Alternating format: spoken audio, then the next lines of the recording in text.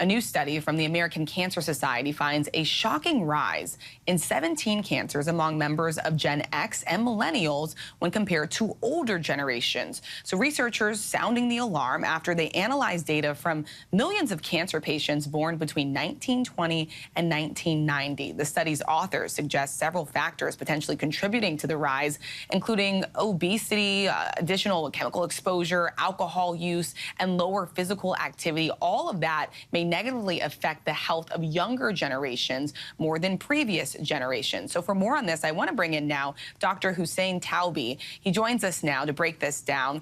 All right, so Dr. Taubi, some of these cancers are being diagnosed at a rate that is 2 to 4 times higher in Gen Xers and Millennials than compared to older generations when they were at that age. What else about this report did you find, and why is this study so important?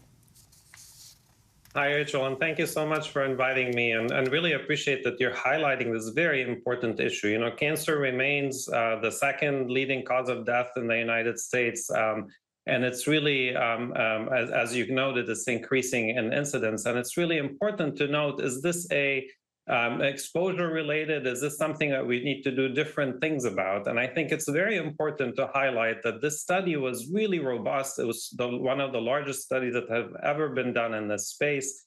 They looked at over 23 million cases between 2000 and 2019. And they really asked a relatively simple question. They said, if you were a 40-year-old, say in 2010, was your risk of certain cancer higher than if you were a 40-year-old, say in 1980? And sure enough, half of the cancers they looked at 34 cancers, and 17 of them had actually, as you mentioned, 2 to 3 times increased risk of increased incidence. So I really think this study highlights the fact that we need to learn more about cancer. The more we learn about it, the more we're going to be able to treat it better, detect it earlier, perhaps, and eventually even prevent it. All right, Dr. Taubi, I so appreciate it. Thank you so much for joining us here today.